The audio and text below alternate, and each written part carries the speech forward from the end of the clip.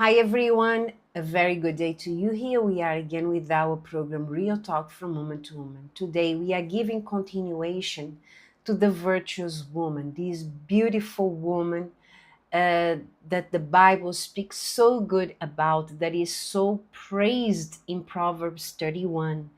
This woman is not a perfect person, like I always say, but is a person that uh, along the years, as the years have passed, she has been working on herself and improving herself. So for me, it shows that we can never get complacent and think that we are the final product, but we are still work in progress, and then we have to work on ourselves every single day. For myself, that's what it teaches me many things, but the lesson that I got is like, look, never stop working on yourself, never stop improving and developing yourself to please God first of all, and also to be pleasant to everyone around you. That's one of the greatest lessons that I have learned from these virtuous women. How about you? Throughout these programs or throughout the meditation you have made by yourself in Proverbs 31, or if you have the book The View Woman, you have been reading about it, what has God asked of you, and you have been working on that? Let us know here on the comments below, because your comments matter and probably your comments will help someone else, right? Now, let's give continuation here to Proverbs 31, and today we are on verse 24. Let's read. She makes linen garments and sells them, and supplies sashes for merchants. Now, I was reflecting on this verse, and I was asking God, my God, what do you want me to speak about this woman? Okay. And one thing that draw my attention is the following. She makes linen garments, okay, and sells them. For her to sell a garment, surely the garment had to have quality. She will not put to sell something that was done anyhow. I give you an example. Not so much nowadays, but in the past, I used to sew. I started this here in Hong Kong years ago because every time I wanted to buy a garment, they never had a garment that would fit me. So I was not content, or they would be too short or too revealing. Nothing uh, it was very difficult for me to find clothing that actually fitted my body type, since Asian people, they they are not abundant in some areas, if you know what I mean. So I started to develop this skill.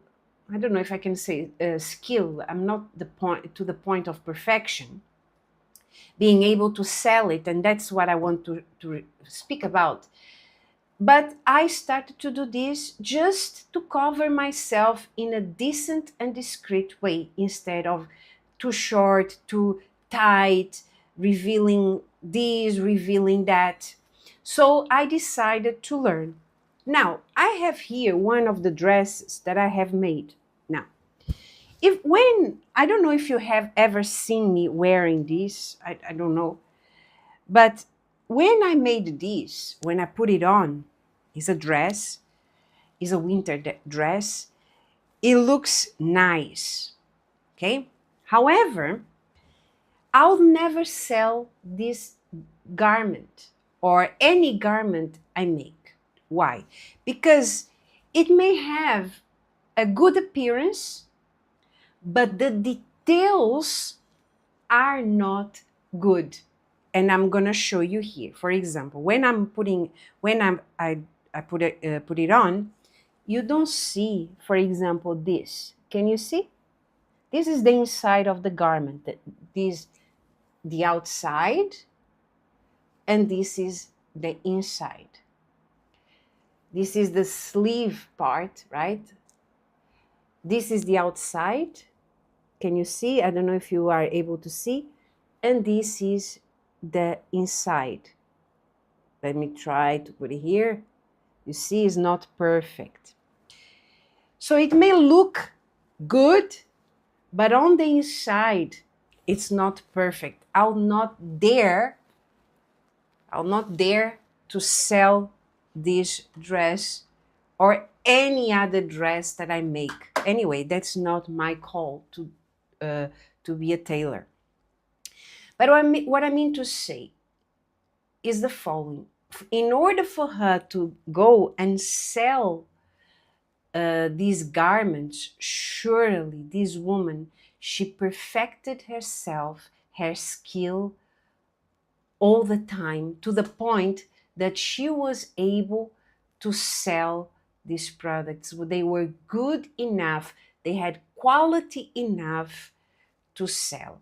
And how can we apply this in our life? For example, I am not a tailor, so I'm never going to perfect this skill because I was not called for this. I was called to save souls, and my focus is on saving souls and not on making garments and selling them. Okay, that's why nowadays I don't have much time for that. But in the past, I used to have a little bit more time. I would do it. But how do we apply this? How do you, for example, you have a skill or you have a job, you are working in an area, right? In a field.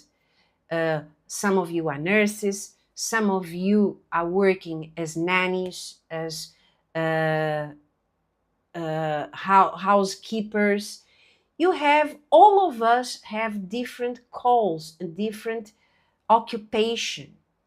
But are we developing the skills and the talents given to us by God, or are we just doing things anyway, anyhow?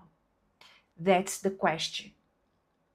Now, for this woman to be successful, she was an entrepreneur. For her to be successful, she didn't do things anyhow. She did with high quality. That's why the Bible mentions about that. And if we are to be successful in life, we also need to find this quality, developing ourselves more. For example, for myself, in the work I do in the church, I have to be looking into ways to improve my service to God and to the people I am serving. Now, I've been working with the Chinese group for a while, and something that God demanded from me, God charged me, was to learn the language. So it's a long process, but I'm there. I'm learning how to read, write Chinese.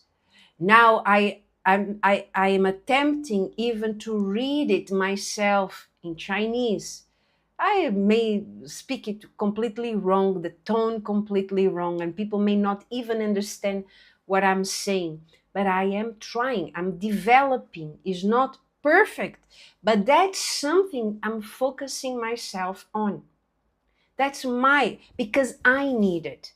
In order to be better for God to use me more, to be of better service, I need to develop this skill. And I'm working on that. How about you?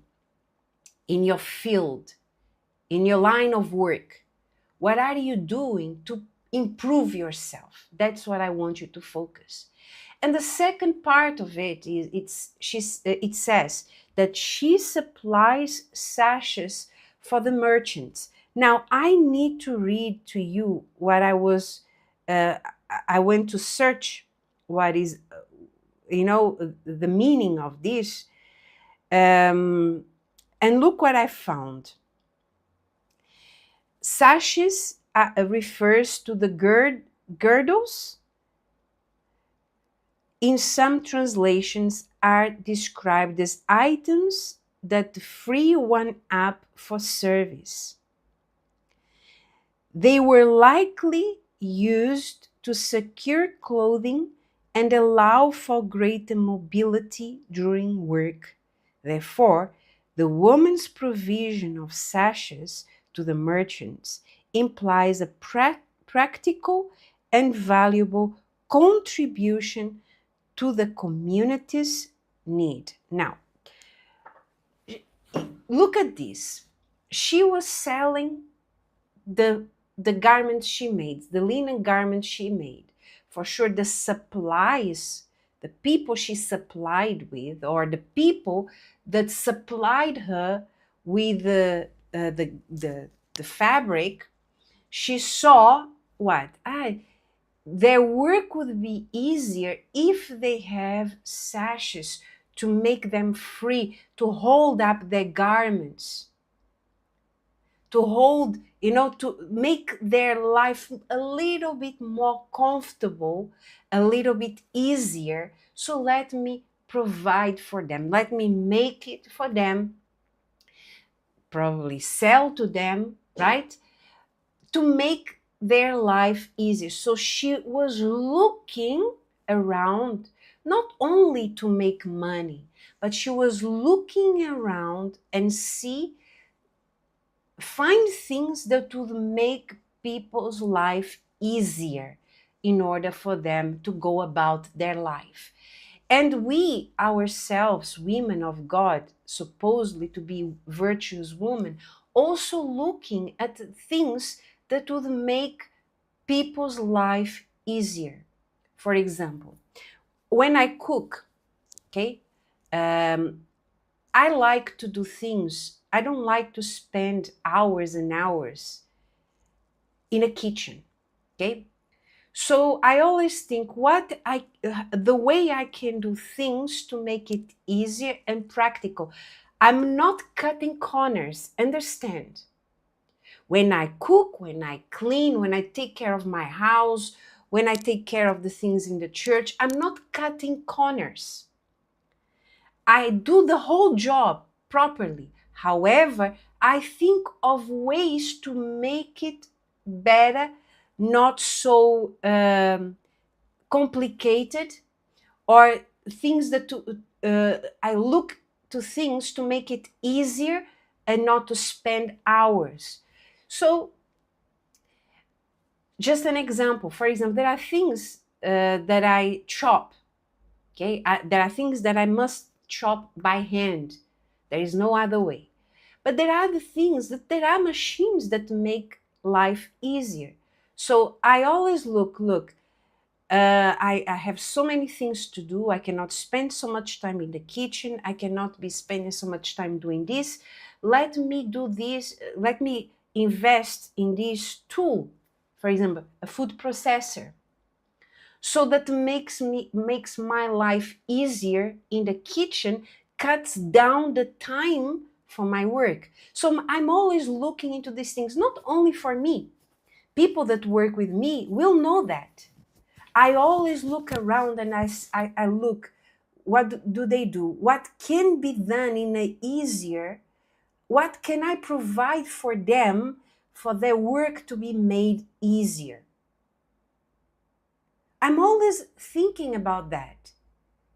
Not to burden people, loading people with work, but also if I'm giving the work, I'm thinking, although it's a lot of work, how can I make it easier for the person?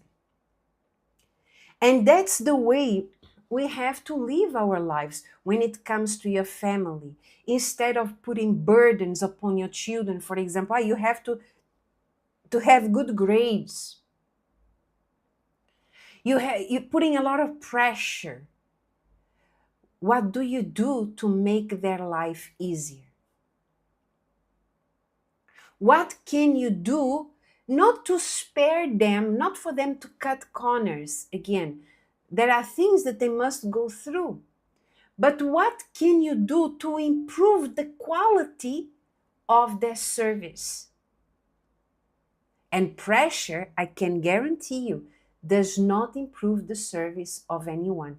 Putting pressure on someone actually makes them perform worse. In your employer house, as you are doing your work, how have you been facilitating the life of your employer? I'm not talking about the average service that you do. I'm not talking about the tasks that you were given. But sometimes you see your employer struggling, for example, with an issue with the child or with the husband. Have you been that helping hand, speaking about God to them? Are you helping the community in that sense? Your community, the people that surrounds you. So I know what I got to do. I want to leave this reflection for you. The virtuous woman didn't just look for opportunities to earn money. The virtuous woman looked at the need of the person and supplied them with what they needed. That's what I would like to leave you with. And I would like to hear from you if there is something that you understood that you have to improve and develop here in the comments, or if you have in the past realized some things that you needed to change in order to be this virtuous woman, and you have learned, you have evolved, you have developed yourself to the point that you mastered what one day was a problem. Today you mastered, you know how to manage it, how to this is no longer a problem for you because you learned how to deal with that and you overcame it. I would like to hear from you if you don't mind. Now, that's all we have time for today. I will leave you with this, and I would like to remind you that all the episodes about the virtuous woman you can find on our YouTube channel, UCKG Hong Kong, under the playlist, The Virtuous Woman. May God bless you, and we'll see you again tomorrow with another verse of The Virtuous Woman. God bless. Bye-bye now. Has this program been of help for you? Feel free to share with someone who also will benefit from watching it. You feel free to press the share button, and if you want, you can like it and leave your comments below. God bless.